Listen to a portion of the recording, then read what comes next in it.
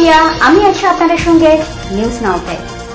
বিহারে ভোটের পালা শেষ, এবার পরবর্তী নির্বাচন বাংলায়। 6 মাসের মধ্যে হবে বিধানসভা ইলেকশন। বাংলার মানুষ কি চাইছেন, কাদের ওপর আস্থা রেখেছেন তারা?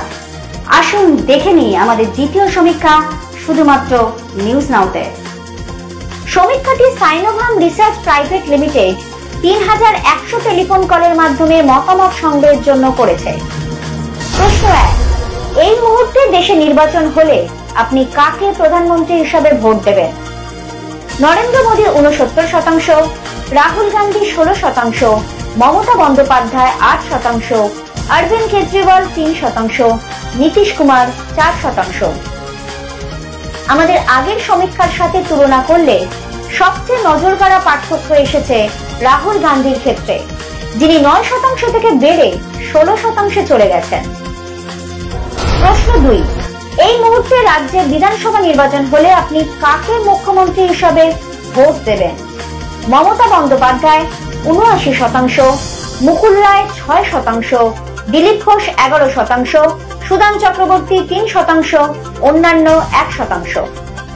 প্রশ্ন 3, আমফান ঘূর্ণিঝড়ের পরবর্তী পরিস্থিতি মোকাবিলায় রাজ্য সরকার কেমন কাজ করেছে? খুব ভালো 45%, ভালো 37%, মোটামুটি 10%, খারাপ 3%, খুব খারাপ 5%। প্রশ্ন 4, করোনা ভাইরাস সংকট মোকাবিলায় রাজ্য সরকার কেমন কাজ করেছেন? খুব ভালো 25%, ভালো 40%, মোটামুটি 10%, খারাপ 10%, খুব খারাপ 15%। প্রশ্ন 5, করোনা ভাইরাস সংকট মোকাবিলায় প্রধানমন্ত্রী নরেন্দ্র মোদী কেমন কাজ করেছেন?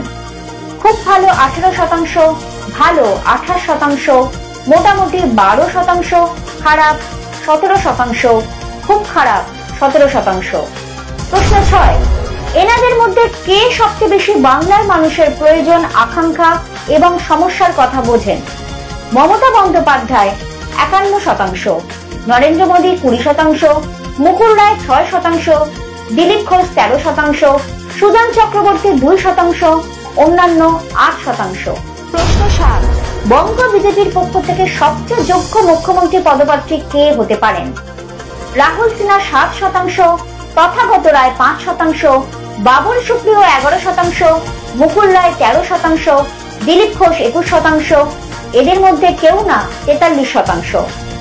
এখানে উল্লেখযোগ্য যে আমাদের আগের সমীক্ষায় যেখানে 33% বলেছিলেন এনাদের মধ্যে কেউ না, এবার সেই সংখ্যাটা বেড়ে 43% হয়ে গেছে। 2 সপ্তাহ পর আবার একটা নতুন সমীক্ষা নিয়ে আসবো আপনাদের কাছে।